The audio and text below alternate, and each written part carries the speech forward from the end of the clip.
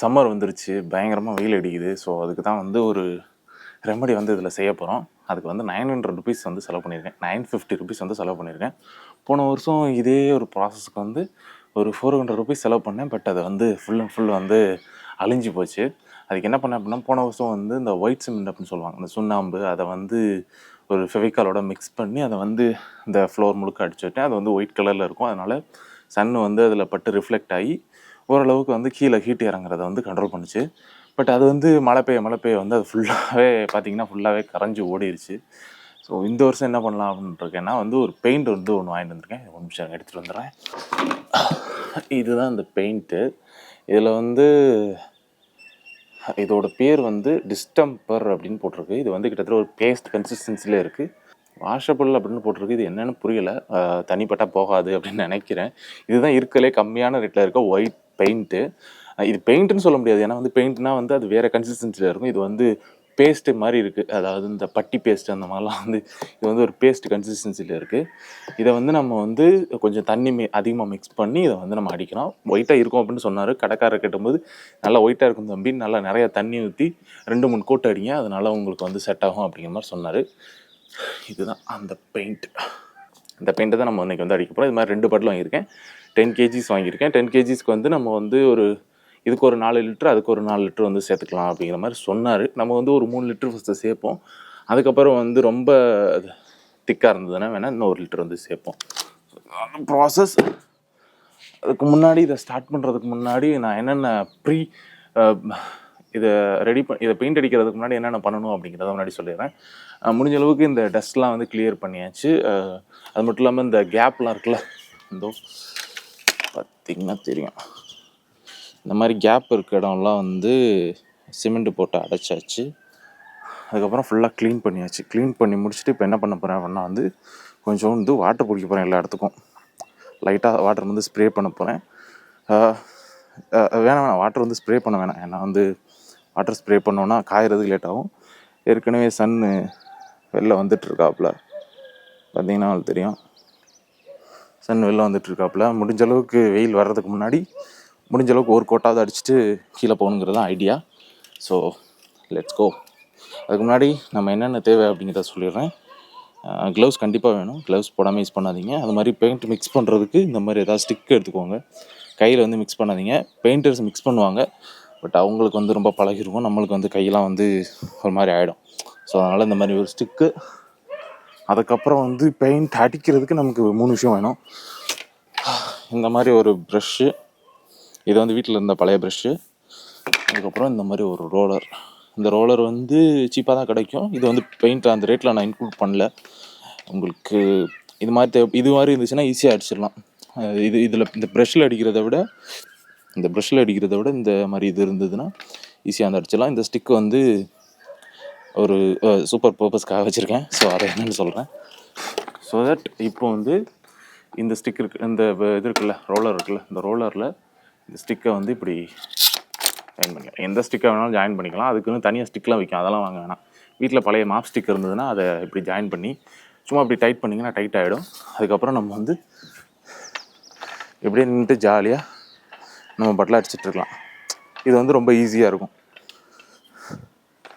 சரி, ரொம்ப லேட் ஆகுது, வாங்க போய் பெயிண்ட் அடிக்கலாம். கண்டிப்பாக க்ளவுஸ் யூஸ் பண்ணுங்க. கையில் பட்டுதுன்னா கையில் ஸ்கின்னு உறிஞ்சிரும். நீங்கள் மாஸ்க் கூட யூஸ் பண்ணலாம், பட் மாஸ்க் அந்தளவுக்கு தேவைப்படாது. ஏன்னா வந்து அவுட்ரோவில் தானே அடிக்கும். வீட்டுக்குள்ளே எதுவும் நீங்கள் ட்ரை பண்ணுறீங்க அப்படின்னா வந்து கண்டிப்பாக மாஸ்க் யூஸ் பண்ணுங்கள். இது எல்லாமே கெமிக்கல் தானே. ஸோ அதனால் ஓகே, நம்ம ஃபஸ்ட்டு வந்து 3 லிட்டர், இது வந்து 1 லிட்டர் வாட்டர் பாட்டில் வீட்டில் யூஸ் பண்ணுறது. இதை நம்ம வந்து இதில் நம்ம 3 லிட்டர்ஸ் ஆஃப் வாட்டர் வந்து இதில் யூஸ் பண்ணணும்.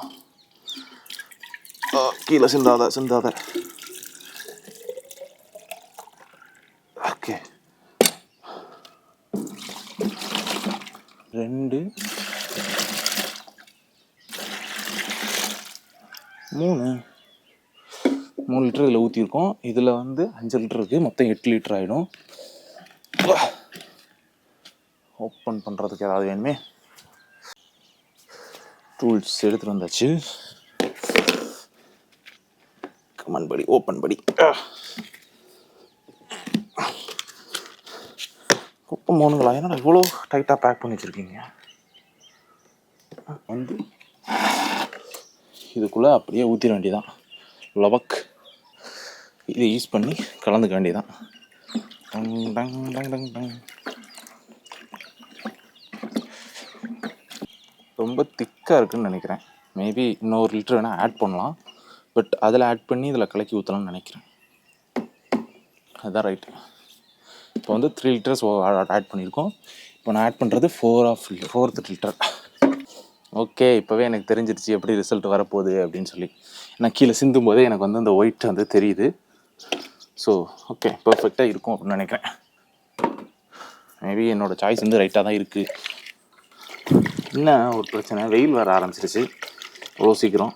மேபி ஒரு கோட் முடிச்சுட்டு ஈவினிங் வந்து 2 கோட் அடிச்சுக்கலாம். இப்போ நான் 5 லிட்டர்ஸ்க்கு 5 லிட்டர்ஸ் ஆஃப் வாட்டர் வந்து ஆட் பண்ணியிருக்கேன். என்னடா 4ன்னு சொல்லிட்டு இப்போ 5 லிட்டர் ஆட் பண்ணுற அப்படின்னு கேட்காதீங்க. ஏன்னா வந்து திக்காக இருக்குது. ரொம்ப திக்காக யூஸ் பண்ணி அடித்தோன்னா அடிக்கிற வெயிலுக்கு பேத்துட்டு வந்துடும்.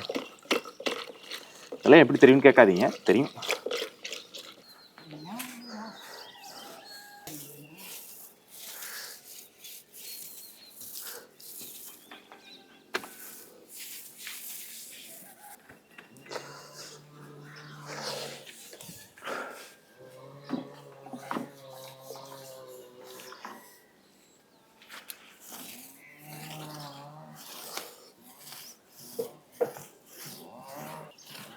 பட்டும் படாமல் தொட்டும் தொடாமல். ஹெல்ப்ஃபுல் மாம், ஹெல்ப்ஃபுல் மாம்.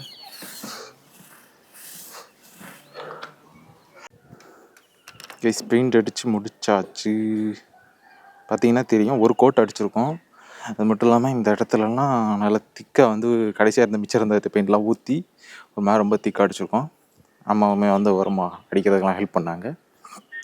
2 பேர் சேர்ந்து செஞ்சதுனால ஜாலியாக சீக்கிரமாக முடிச்சிட்டோம். ஆனால் பயங்கரமாக வெயில் வர ஆரம்பிச்சிருச்சு. சரி ஓகே, இன்னொரு சாயங்காலம் ஈவினிங் போல் இன்னொரு கோட் அடிச்சுக்கலாம் அப்படிங்கிற மாதிரி பிளான். இதை பார்த்தோம்னே தெரிஞ்சிடும். பட் அந்தளவுக்கு காலில் ஒட்டலை. இந்த காலில் ஒட்டியிருக்கிறதெல்லாம் வந்து பெயிண்ட் அடிக்கும்போது நம்ம அதில் தெரியாமல் கால் வைக்கிறது. இது பண்ணக்கூடாதுன்னு நினச்சேன். பட் எப்படி இருந்தாலும் பெயிண்ட் அடித்தா இந்த மாதிரி வர்றது சகஜம்தான். ஸோ ஈவினிங்கில் இன்னொரு கோட் அடிச்சுட்டு அப்புறமா உங்கள்கிட்ட பேசுகிறேன். ஓகே, பெயிண்ட் அடித்து முடிச்சு ஈவினிங் ஆகிடுச்சு. இந்த இடத்துல டபுள் கோட் அடித்தோம். இந்த இடத்துல பார்த்திங்கன்னா டபுள் கோட், அதனால் வந்து தான் திக்காக தெரியுது. மற்ற இடத்துலலாம் வந்து திட்டாக தெரிகிறது காரணம் அது வந்து சிங்கிள் கோட் அப்படிங்கிறதுனால. ஆனால் எனக்கு என்ன பெரிய டவுட் அப்படின்னா வந்து இது தண்ணி ஊற்றுனா வந்து வெள்ளை மாதிரி, அதாவது சுண்ணாம்பு மாதிரி கரைஞ்சி போகுமா இல்லை அப்படியே நிற்குமா அப்படிங்கிறது ஒரு பெரிய டவுட்டு. ஸோ இந்த இடத்துல டெஸ்ட் பண்ணலான்னு வந்திருக்கேன். ஓகே, தண்ணி ஊற்றிருக்கேன். அதில் ஊற்றி கொஞ்சம் நேரம் வச்சுட்டு தேய்ச்சோன்னா, ஓ மை காட், தேய்ச்சோன்னா போகுது. பட் அதில் கிடந்ததுன்னா அந்தளவுக்கு போகாது அப்படின்னு நினைக்கிறேன். பட் நம்ம அப்படி அழுத்தி தேய்ச்சோன்னா தெரியுதுன்னு உங்களுக்கு தெரியுதுன்னு நினைக்கிறேன். அது வந்து போயிடுது. பரவாயில்ல, இதுவுமே வந்து அந்தளவுக்கு லாங் டேர்முக்கு வராது அப்படிங்கிறத சொல்லிக்கிறேன். பட் சுண்ணாம்பு அடிக்கிறது வந்து காலில் வந்து அந்தளவுக்கு டார்க்காக ஒட்டும். பட் இதில் வந்து அந்த ஒரு பிரச்சனை மட்டும் இல்லை. காலில் வந்து அந்தளவுக்கு ஒட்ட மாட்டேங்குது. ஆனால் வந்து இது வந்து கொஞ்சம் காஸ்ட்லி. சுண்ணாம்பை கம்பேர் பண்ணும்போது, சுண்ணாம்பு அந்த ஒயிட் சிமெண்ட்டை கம்பேர் பண்ணும்போது ஒரு 500க்கு வாங்கினா வந்து இந்த ஃபுல் ஏரியாவை கவர் பண்ணிடலாம். டபுள் கோட் அடிச்சுமே ஃபுல் ஏரியாவை கவர் பண்ணிடலாம். அதுக்கு என்னென்ன வாங்கணும் அப்படின்னா வந்து ஒயிட் சிமெண்ட்டு, அதுக்கப்புறம் வந்து ஃபெவிகால், இது ரெண்டுமே வந்து வாங்கினீங்கன்னா அது வந்து ஃபுல் ஏரியாவுக்குமே வந்து கவர் பண்ணிக்கலாம். இது வந்து வாங்கணும் அப்படின்னா வந்து இந்த ஒயிட் சிமெண்ட் இந்த ஒரு பாட்டில் வாங்கினீங்கன்னா 2 பாட்டில் வந்து தேவைப்படும். ஒரு 1000 ஸ்கொயர் ஃபீட் ஏரியாவுக்கு ஒரு 2 பாட்டில் தேவைப்படும். ஸோ இதுதான் வந்து இதுக்கும் அதுக்கும் உள்ள டிஃப்ரென்ஸு. பட் நான் நினச்ச அளவுக்கு இது வந்து பெட்டராக இருக்கான்னு கேட்டீங்கன்னா, ஒயிட் பெட்டராக இருக்குன்னு கேட்டிங்கன்னா கண்டிப்பாக பெட்டராக இருக்குது. பட் நான் எக்ஸ்பெக்ட் பண்ண அளவுக்கு வந்து இது வந்து ரிசல்ட் வந்து கொடுக்கல. ஓகே, எல்லாமே நடக்கிறது தான் அது. அதனால் நம்ம அதை வச்சு நம்ம ஒன்றும் பண்ண முடியாது. Okay, no problem. சம்மருக்கு இந்த மாதிரி சீப் ரேட்டில் உங்களுக்கு கூலிங், அதாவது டெம்பரேச்சர் உள்ளே கம்மி பண்ணணும் அப்படின்னா வந்து இதை வந்து நீங்கள் பண்ணிக்கலாம். ரொம்பலாம் கம்மியாகாது, ஒரு 10 to 10 டிகிரிஸ் வந்து கம்மியாகும். முன்னாடி இருந்த வைக்கக்கு இப்போது கொஞ்சம் கம்மியாக இருக்கும். அது மட்டும் இல்லாமல் சம்மர் டயத்தில் ஃபேனுமே ரொம்ப ஸ்லோவாக தான் ஓடும். ஸோ அப்படி இருக்கிறதுனால ஏசியோட கரண்ட் பில்லுமே கம்மியாகும். ஸோ இதெல்லாம் இருக்கிறதுனால தான் இந்த மாதிரி விஷயங்கள்லாம் செய்கிறோம். பட் அது இல்லாமல் நீங்கள் அந்த இது அதான வாட்டர் ப்ரூஃப் சீலிங் அப்படின்னு சொல்லி கூலிங் சீலிங் ஏதோ ஒன்று சொல்லுவாங்க, அந்த ஒரு பெயிண்ட் வாங்கி அடிக்கலாம். அது வந்து அதை அடிச்சிங்கன்னா 15,000 to 20,000 வரும் அப்படின்னு நினைக்கிறேன். இதை கம்பேர் பண்ணும்போது அப்போ இதை நம்ம 15 வருஷத்துக்கு கண்டினியூஸ் அடித்தோம்னாலுமே அந்த ரேட்டுக்கு வராது. பட் அது வந்து ஒரு 3 to 4 இயர்ஸில் அது வந்து டல் ஆகிடுச்சு அப்படின்னா வந்து திரும்ப வந்து ஹீட் இறங்க ஆரம்பிச்சிடும். ஸோ இதுதான் வந்து இதுக்கும் அதுக்குள்ள டிஃப்ரென்ஸு. இதில் வந்து இன்னொரு கோட் அடிக்க வேண்டியது இருக்குது. நாங்கள் இதுக்கு மேலே எங்களுக்கு எப்போ டைம் இருக்கோ அப்போ வந்து நாங்கள் இன்னொரு கோட் இதில் வந்து அடிப்போம். அடித்தோன்னா வந்து எல்லா இடத்துலையும் இதே மாதிரி இந்த இடத்துல பிரைட்டாக இருக்க மாதிரி எல்லா இடத்துலையுமே வந்து பிரைட்டாக தெரியும். சரி, ஓகே, அடுத்த வீடியோவில் பார்ப்போம். பாய்.